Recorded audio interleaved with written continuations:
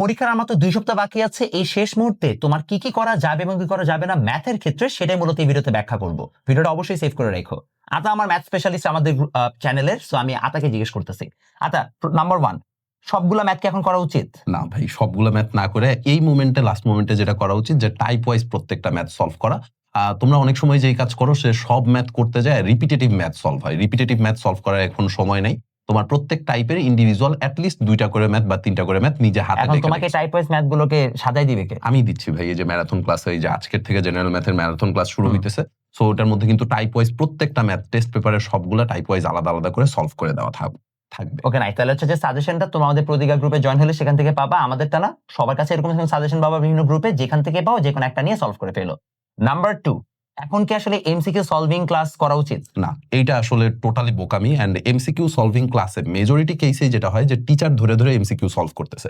এটাতে কিন্তু তোমার লাভের লাভ কিছু হয় না। সো তোমার লাভ হওয়ার জন্য তোমার যেই কাজ করতে হবে যে আমাদের যে সাজেশনটা দেওয়া হয়েছে অথবা টেস্ট পেপারের পিছনে যে সাজেশন আছে, বোর্ডের যে কোশ্চেনগুলো আছে, এই কোশ্চেনগুলো তুমি নিজে ধরে ধরে সলভ করো। অ্যান্ড অবশ্যই টাইম এফিশিয়েন্ট ওয়েতে সলভ করবা। তুমি জানো টাইমের ভিতরে এমসিকিউ গুলা শেষ করতে পারো। অনেক সময় তোমরা এই একটা কোশ্চেন করো যে ভাই টাইমের মধ্যে এমসিকিউ শেষ হইতেছে না, শেষ হবে কেমনে ভাই? ও তো হচ্ছে ওএমআর ফিল আপ করার জন্য আলাদা যে সময় দরকার, ওই সময়টা তো তুমি দিচ্ছ না।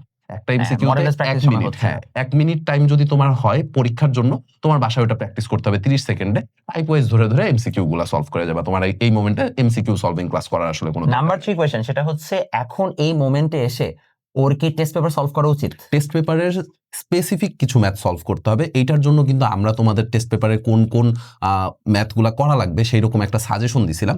স্পেসিফিক এই অঙ্কগুলা যদি তুমি কভার করতে পারো তাইলে কিন্তু আসলে তোমার সবগুলো অঙ্ক করা ডান হয়ে যাবে। তোমার এই মোমেন্টে সবগুলো অঙ্ক হাতে ধরে ধরে করার মতো কিন্তু সময় নাই। ওকে, কোয়েশ্চেন নাম্বার 4, সেটা হচ্ছে যে ম্যাথ পরীক্ষার আগে যদি মনে করো আমার 2টা চ্যাপ্টার বাকি থাকে, তাহলে এখন আমার 2টা চ্যাপ্টার ফুল শেষ করা উচিত নাকি কি করা উচিত এটার জন্য? এই 2টা চ্যাপ্টারের জন্য আমার মনে হয় যে আমাদের যে কম্প্যাক্ট সিরিজের ক্লাসগুলো আছে সেই কম্প্যাক্ট সিরিজের ক্লাসগুলো এই মোমেন্টে করার দরকার। কারণ তুমি যদি ফুল ক্লাস করতে যাও, একটা চ্যাপ্টার আমরা ইউজুয়ালি একাডেমিক ব্যাচে দেখা যায় যে ত্রিকোণমিতি হয়তো আমরা মোটামুটি 6-7 ক্লাস ধরে হচ্ছে পড়াইতেছি। সো এত লম্বা ক্লাস, লম্বা ডিউরেশনের ক্লাস বা এত ডিটেইলসে ক্লাস করার কিন্তু তোমার সময় নেই। সো সেই ক্ষেত্রে কম্প্যাক্ট সিরিজ অথবা ম্যারাথন সিরিজ, 2টার যে কোনো একটা কমপ্লিট করে ফেলাইলে তোমার হচ্ছে চ্যাপ্টার শেষ হয়ে যাইতেছে।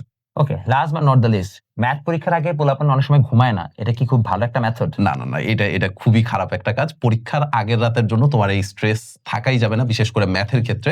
তুমি যদি পরীক্ষার আগের রাতে না ঘুমাও, ব্রেইনের ফাংশনালিটি কিন্তু তোমার এক্সাম হলে কাজ করবে না। যার কারণে পরীক্ষার আগে প্রপার রেস্ট দরকার।